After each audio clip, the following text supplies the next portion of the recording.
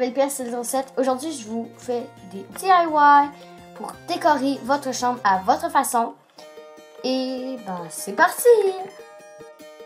Pour DIY, vous aurez besoin d'une toile, de peinture, de couleur préférablement, acrylique, je prends. Donc, je prends l'acrylique, de tape, de couleur si possible parce que transparent, ça ira pas bien.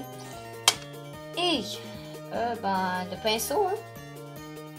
Donc, comme je l'avais montré, vous avez simplement à prendre du tape et le mettre n'importe où. Placez-le comme vous voulez, ça va faire des formes géométriques, ok?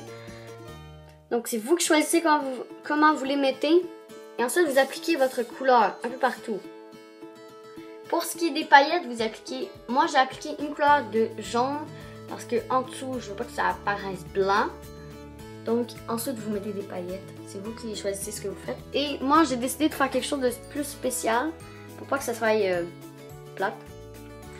J'ai décidé de mettre une image. Donc, je l'ai juste imprimée. Hein. Donc, voilà. On peut voir. C'est du papier. C'est ça. Donc, voilà pour le premier DIY. Deuxième DIY, toujours en style géométrique.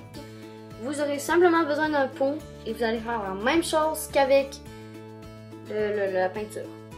La toile. Donc c'est la même chose. Même couleur, etc. Oups, il n'y a plus de paillettes là. Voilà.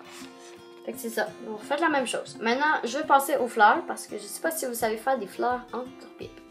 C'est assez complexe, mais à la fin vous allez comprendre, c'est super simple. Vous avez seulement besoin de cure-pipe et un minimum de 1 à 2 cure-pipe verts pour la tige. Prenez vos cure-pipes et coupez-les en deux. Désolée, mais vous aurez aussi besoin de ciseaux. Je ne l'ai pas dit. En tout cas. Donc, coupez-les tous en deux. Je vais mettre en mode accéléré pour que vous ayez moins à attendre. Donc, maintenant que j'ai coupé mes cure-pipes en deux, donc en passant pour la quantité, c'est vous qui choisissez. J'en ai jamais la même quantité, fait que c'est correct. Pour cette étape, elle s'avère pas trop longue, mais c'est la moins chiante. Vous allez tous les relier ensemble. Comme ceci. Et c'est parti.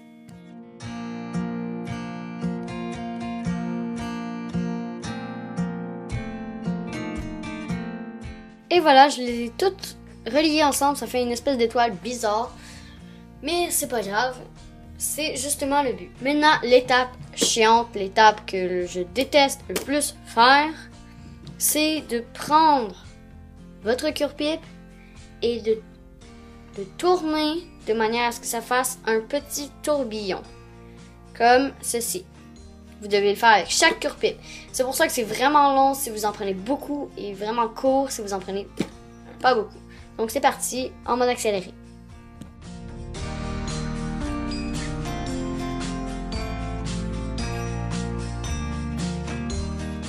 Je vous conseille, si vous aurez, je sais pas si vous aurez la misère à accrocher la tige, parce que là j'ai terminé, laissez-en une dernière. Donc voilà ce que ça donne. Maintenant vous avez juste à l'éparpiller un petit peu comme une rose, les mettre par-dessus un, et voilà. C'est aussi simple que ça. C'est peut-être pas une rose parfaite, puis ça a peut-être pas l'air d'une vraie rose, mais c'est ce que j'ai fait. Donc voilà, c'est mes fleurs en cure-pipe. Donc l'avantage c'est qu'ils sont douces. Voilà. Donc maintenant, vous allez avoir besoin de vos 2 cure-pipes ou un seul. Moi j'en prends 2 parce que mes fleurs rentrent pas dans mon pot. Puis voilà. Donc voilà. Donc vous allez les mettre ensemble. Ça veut dire les attacher un à l'autre au bout comme ça. Donc les 2 bouts.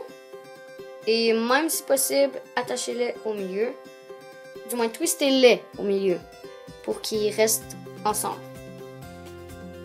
Donc, ça va vous faire une tige plus longue. Et puis là, vous allez utiliser cette tige jaune. Vous allez la tourner. Et vous allez l'attacher. Donc c'est une technique assez bizarre, mais elle va vous être utile souvent. ça va permettre que ça tienne la fleur. Donc, voilà. La fleur. Donc, bien entendu, prenez à peu près le 3/4 puis retwistez-la parce qu'elle tiendra sûrement pas debout. Là, tu sais, j'ai beaucoup trop mince pour une si grosse fleur en cure-pipe. Et donc, voilà. Ça donne à peu près ça. Et voilà, c'est tout pour ce DIY de fleurs. Passons au suivant. Ceci ne peut peut-être pas compter comme un DIY, mais c'est simplement un rouleau de carton que j'ai pris et que j'ai peinturé de couleurs qui fit avec mon kit géométrique. Et j'ai mis des pierres précieuses que j'avais, voilà, de toutes les couleurs.